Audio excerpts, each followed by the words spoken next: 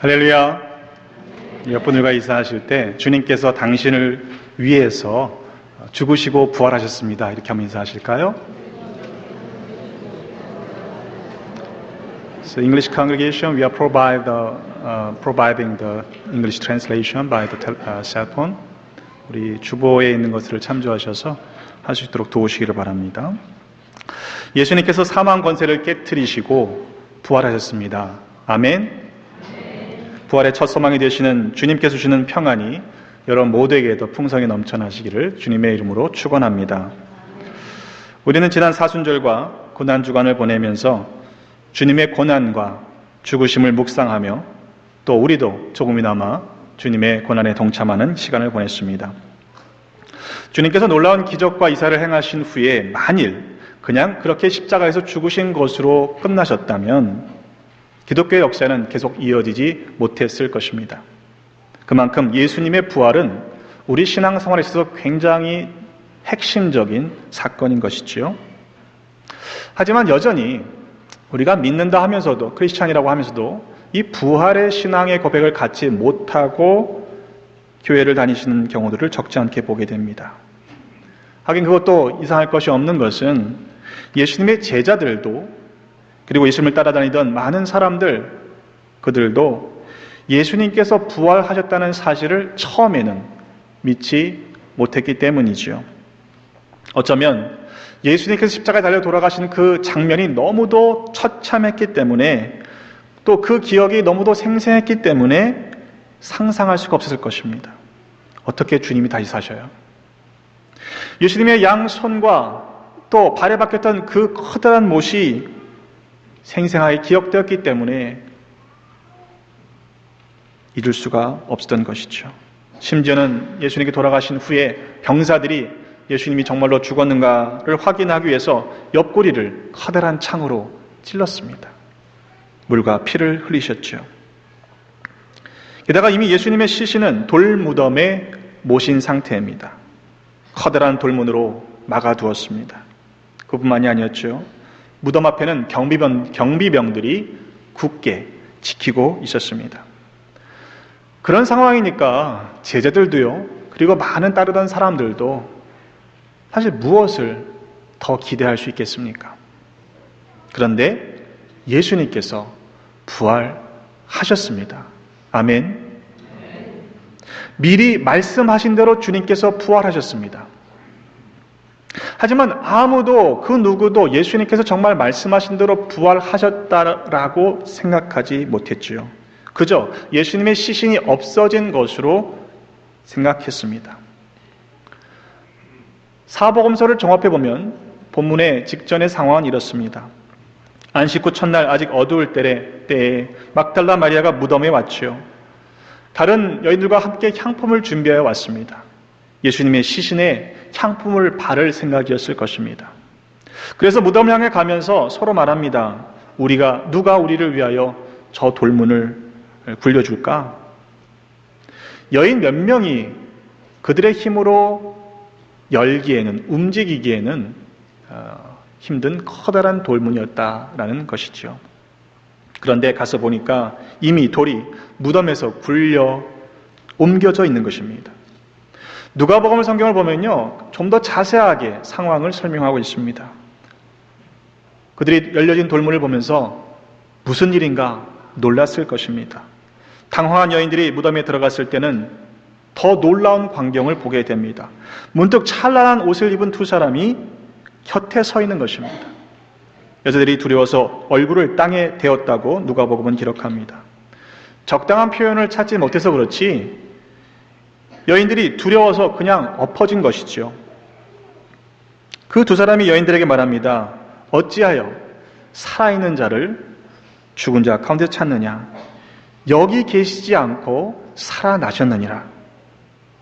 근데 그 말이 제대로 들렸을 리가 없습니다. 지금 무슨 말을 하는지 당황한 여인들이 알아들을 수 없었을 것입니다. 그런데 그 두 사람이 계속 이야기를 합니다. 갈릴리에서 계실 때 너에게 어떻게 말씀하셨는지를 기억하라. 이르시기를 인자가 죄인의 손에 넘겨져 십자가에 못 박히고 제3일에 다시 살아나야 하리라 하신 그 말씀을 기억하라는 거예요. 근데 여러분 생각해 보세요. 그런 상황에서 그 말이 이 여인들에게 제대로 들렸을 수 없었을 것입니다. 그래서 여인들은 제자들에게도 달려갑니다. 시몬 베드로와 예수께서 사랑하시던 그 다른 제자에게 달려가서 말합니다. 사람들이 주님의 시신을 무덤에서 어디다가 갖다 두었는지 우리가 알지 못하겠습니다. 그 이야기를 들은 베드로와 또 그 사랑하시던 제자가 무덤을 향해 달려가죠. 이게 무슨 소린가 싶었을 것입니다. 두 사람이 다름질을 했는데 그 다른 제자가 먼저 무덤 앞에 도달합니다. 하지만 구부려 그 안을 보기만 하고 세마포 있는 것만 보기만 하고 들어가지 못합니다. 이어 도착한 베드로가 먼저 들어갑니다. 들어가 보니까 세마포와 머리를 쌌던 수건이 그냥 놓여 있는 겁니다. 그제야 그 다른 제자, 사랑하시던 다른 제자도 뒤따라 들어가고는 무덤에 들어가서 보고 믿었다라고 요한복음 20장 8절에 말씀합니다. 무엇을 믿었다는 것입니까? 이어지는 9절 말씀을 보면요, 그들은 성경에 그가 죽은 자 가운데서 다시 살아나야 하리라 하신 말씀을 아직 알지 못하더라 그랬습니다. 그렇다면 그 다른 제자가 믿었다는 것은요, 주님이 부활하셨다는 것을 믿은 것이 아닙니다. 여인들이 달려와서 전해준 바, 사람들이 주님을 무덤에서 가져다가 어디 두었는지 알지 못하겠습니다, 그 말을 믿었다는 거예요. 설마 그럴 리가 있나 싶어서 확인하러 달려가 보니 정말로 예수님의 시신이 사라졌다라고 하는 그 사실이, 그 말이 진짜라는 사실을 믿게 되었다는 것이죠. 그리고 그 두 제자는 집으로 돌아갔다라고 성경은 기록합니다. 오늘 함께 읽으신 본문의 말씀은 바로 그 직후에 일어난 일입니다. 베드로와 다른 두 제자가 무덤에 들어갔을 때는 오늘 본문에는 선사를 보지 못했습니다. 그런데 막달라 마리아가 무덤 밖에서 서서 울고 있다가 구부려 무덤 안을 보니까요, 흰 옷 입은 두 천사가 예수님의 시신이 누웠던 곳에 하나는 머리 편에 하나는 발 편에 앉아 있는 것입니다. 천사들이 마리아에게 묻습니다. 어찌하여 우느냐? 마리아가 대답하죠. 사람들이 내 주님을 옮겨다가 어디 두었는지 내가 알지 못합니다. 그리고 이 말을 하고 뒤로 돌이켰는데요, 예수님께서 곁에 서 계시지만 보았지만 그분이 예수님인지를 알지 못했다라고 성경은 전해줍니다. 그때 예수님께서 역시 물으시지요. 어찌하여 울며 누구를 찾느냐? 마리아는 그 뒤에 서 계신 분이 동산직이라고 생각했어요. 그래서 이렇게 다시 묻습니다. 주여, 당신이 옮겼거든 어디 두었는지 내게 이르소서. 그리하면 내가 가져가리이다. 너무도 슬퍼서 울다가 본 그분이 정작 부활하신 주님임에도, 그분을 보았음에도 예수님인지를 알지 못했다라는 것입니다. 어쩌면 부활하신 주님의 모습이 예전에 경험했던, 만났던 주님의 모습과 달랐기 때문일 수도 있겠죠. 그래서 곧바로 알아보지 못했을 수도 있습니다. 하지만 그 두 천사와 또 예수님의 질문과 이 막달라 마리아의 대화 속에서 왜 마리아가 주님을 곧바로 알아보지 못했는가 하는 단서를 찾을 수가 있습니다. 천사들의 질문과 예수님의 질문은 왜 우느냐? 어찌하여 울며 누구를 찾느냐? 한마디로 왜 그렇게 슬퍼하느냐? 누구를 잃어버렸기에, 누구를 잃었기에 그렇게 슬피 우느냐? 라고 묻고 있는 것입니다. 그만큼 큰 슬픔 가운데 빠져있는 마리아의 모습을 그려볼 수 있습니다. 여러분, 분명히 마리아는요, 알고 있습니다. 무덤 안에 모셔둔 예수님의 시신이 사라진 것을 알고 있습니다. 그리고 마리아는 사람들이 주님의 시신을 옮겼다라고 생각했습니다. 하지만 어디에 두었는지 알지 못하기 때문에 울고 있는 것이지요. 예수님께서 마리아에게 물으실 때에도 마리아는 그가 동산지기인 줄 알았다라고 했습니다. 그래서 마리아가 이렇게 묻습니다. 물론 동산지기라고 생각하고 묻는 것이죠. 주여, 당신이 옮겼거든 어디 두었는지 내게 이르소서. 그리하면 내가 가져가리이다. 옮기다, 두다, 가져간다라는 표현은요, 예수님이 이미 돌아가신 그 시신을 가리키는 의미겠죠. 마리아의 질문을 보면, 또 대답을 보면 예수님께서 돌아가신 것은요, 이미 기정사실입니다. 또 마리아에게 있어서 사람들이 그 시신을 옮겼을 것이라고 한 것도 기정사실이죠. 단지 마리아가 모르는 것은 그 시신을, 예수님의 시신을 어디에다가 옮겼는지만 모른다라고 생각했던 것입니다. 그래서 슬퍼하며 울고 있죠. 누가복음의 동일 본문과 대조해서 이 시간의 진행을 다시 한번 구성해 보면 이렇습니다. 분명 마리아는 예수님께서 다시 살아났다는 소식을 이미 들었습니다. 그래서 그 사실을 제자들에게 가서 알렸죠. 때문에 베드로와 그 다른 제자가 무덤으로 달려갔습니다. 오늘 함께 읽으신 본문의 장면은 베드로와 그 사랑하시던 제자가 무덤에 다녀간 이후의 상황입니다. 그렇다면 마리아는 예수님께서 다시 살아나셨고 또 그 소식을 전해 들었고 그리고 그 소식을 제자들에게 전했음에도 여전히 아직도 믿지 못하고 있다라는 말이 됩니다. 정말로 마리아가 알고 있는 것이 맞습니까? 마리아는 알고 있다고 생각했지만 실은 모르고 있었던 것이죠. 왜일까요? 자기의 눈으로 본 예수님께서 돌아가신 그 처참한 장면이 그의 기억 속에 사라지지 않았기 때문입니다. 자기가 알고 있는 그 사실 안에 갇혀 있기 때문에 주님이 다시 살아났다는 소식을 듣고도 믿지 못했던 것이죠. 그래서 부활하신 주님을 보면서도 그가 동산직인 줄 알고 그분이 주님이신지를 진정으로 알지 못했던 것입니다. 그때 예수님께서 마리아를 부르십니다. 마리아야. 그제야 비로소 마리아는 알았습니다. 그 뒤에 있는 사람이 동산지기가 아니라 바로 주님이시라는 사실을, 그녀가 그토록 울며 찾던 그분이 살아나셨음을 알게 되었던 것이죠.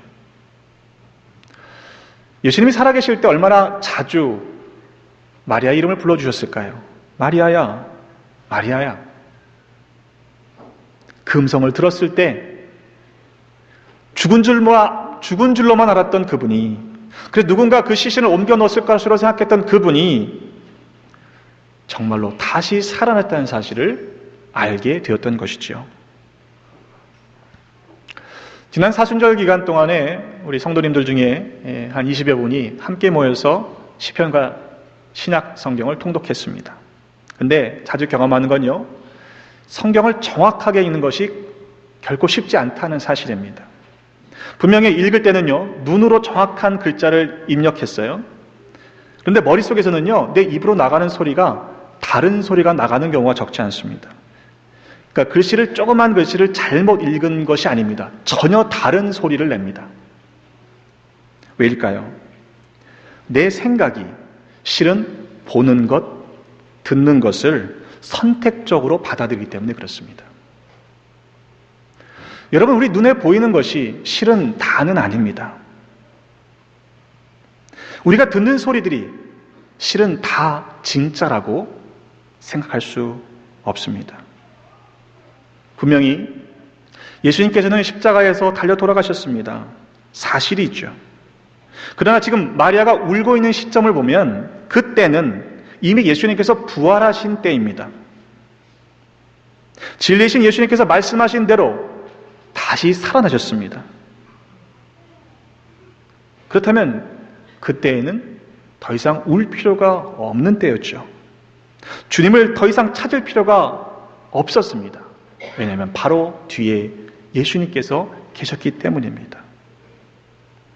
누가복음에서 천사들이 전해준 말이 그것이 진실이죠. 어찌하여 살아있는 자를 죽은 자들 가운데서 찾고 있느냐? 여기 계시지 않고 살아나셨느니라. 마리아가 진짜로 알았더라면 그렇게 슬피 울며 찾지 않았을 것입니다. 고린도전서 8장 2절의 말씀을 공동번역 성경으로 읽어보면 사도 바울은 이렇게 이야기합니다. 자기가 무엇을 좀 안다고 생각하는 사람이 있다면 그는 마땅히 알아야 할 것을 아직 알지 못하고 있는 것입니다. 여러분, 우리가 아는 사실이 다가 아닐 수 있습니다. 내가 안다고 생각하는 그 생각, 짧은 생각 안에 갇혀 있을 때에는 진리를, 진실을 못 볼 수도 있다는 것을 알아야 합니다. 마리아 이름을 불러주실 때 그 예수님과의 관계 안에 있을 때만 비로소 온전히 알게 되는 것이지요. 어쩌면 우리는 믿는다 하면서도 눈에 보이는 팩트, 사실만을 믿는 것은 아닌가 생각해 봅니다. 그러나 성경은 말씀합니다. 진짜 믿음은 보이지 않는 것을 믿는 것이다. 이후에 제자들이 나타났을 때 그 자리에 없었던 도마가 의심을 했죠. 무슨 소리야? 주님이 어떻게 부활을 해? 그런데 다시금 나타나셨을 때 도마에게 이렇게 말씀하십니다. 네 손가락을 이리 내밀어 내 손을 보고 내 손을 내밀어 내 옆구리에 넣어보라. 그래 믿음 없는 자가 되지 말고 믿는 자가 되라. 그제야 도마가 대답하죠. 나의 주님이시오 나의 하나님이시오. 그때 주님께서 도마에게 말씀하십니다. 너는 나를 본고로 믿느냐? 보지 못하고 믿는 자들은 복되도다. 여러분, 우리들은 복 있는 사람임을 믿으시기를 간절히 바랍니다. 그 이후에 부활하신 주님께서 다시 디베랴 바닷가, 호숫가에 나타나셨을 때 제자들에게 나타나신 이야기를 기억하시죠? 제자들이 고기를 잡으러 나아가서 밤새 애썼지만 잡지 못하고 있었습니다. 날이 새어갈 때 예수님께서 바닷가에 서셨지만 그분이 예수님인지를 저들은 알지 못했습니다. 고기를 잡지 못하던 그때에 바닷가에 서신 예수님께서 그물을 배 오른편에 던지라 라고 말씀하셨죠. 그랬더니 너무 많은 고기가 잡혀서 그물을 올릴 수가 없었습니다.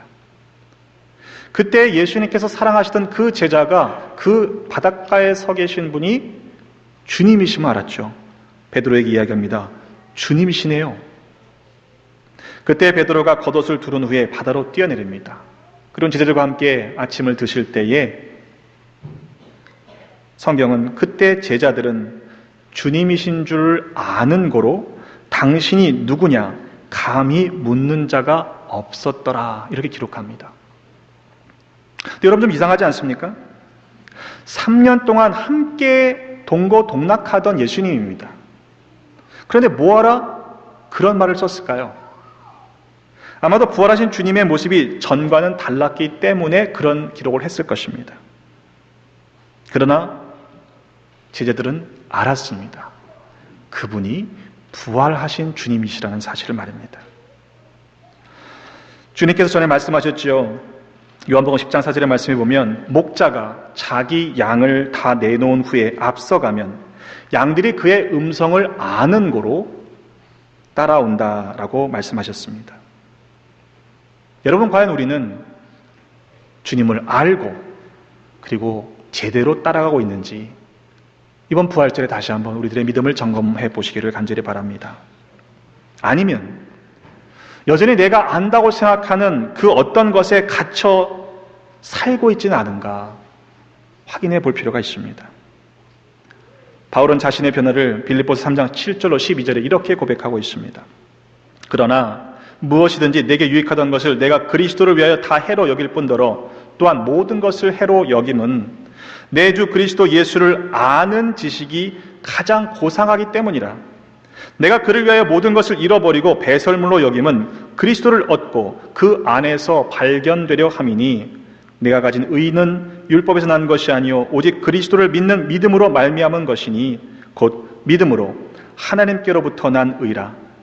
내가 그리스도와 그 부활의 권능과 그 고난의 참여함을 알고자 하여 그의 죽으심을 본받아 어떻게 해서든지 죽은 자 가운데서 부활에 이르려 하노니 내가 이미 얻었다 함도 아니요 온전히 이루었다 함도 아니라 오직 내가 그리스도 예수께 잡힌 바 된 그것을 잡으려고 달려가노라. 여러분, 그 믿음의 여정을 함께 같이 달려가는 은혜를 누리시기를 주님의 이름으로 축원합니다. 달려가다가요 중간에 멈추면 안 되는 것이지요. 부활의 주님을 만난, 진정으로 만난 마리아는 제자들에게 달려가서 이렇게 선포합니다. 내가 주를 보았다. 주께서 내게 이렇게 말씀하셨다. 속장님들을 통해서 아시겠지만, 들으셨겠지만, 오늘 예배 후에, 친교 후에 우리가 축호 전도를 나갑니다. 이 축호 전도라는 건요, 집집마다 빼놓지 않고 방문해서 복음을 전한다, 그런 뜻입니다. 그런데 아마 그런 얘기를 하면요, 누가 하겠지라고 생각하시기가 쉽습니다. 여러분들이 한 분 한 분이 오늘 한 분씩에게만 주님의 부활하심을 증거한다면요, 300명의 사람들에게 복음이 증거됩니다. 여러분, 우리 생각 안에, 우리의 편견 안에 갇혀 계시지 말고, 내가 알고 있다라고 생각하는 그것 안에 갇혀 계시지 말고, 여러분, 그것을 넘어서 복음을 전하시기를 주님의 이름으로 부탁을 드립니다. 그리고 아직도 그 문 안에 갇혀 있는, 그 세계 안에 갇혀 있는 분들에게 예수 그리스도께서 부활하셔서 우리와 함께 계심을 증거하시기를 주님의 이름으로 부탁을 드립니다.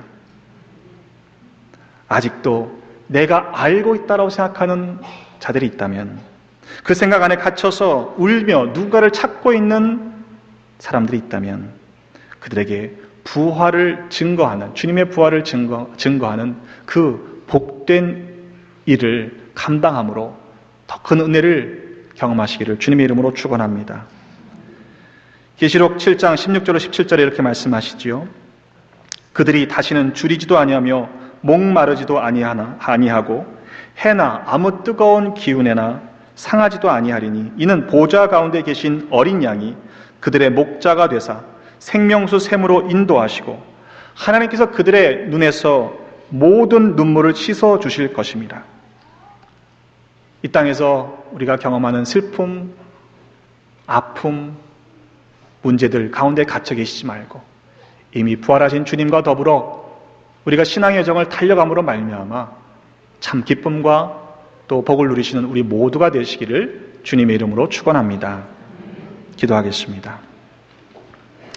하나님, 부활의 주님을 찬양하며 기뻐하며 예배합니다.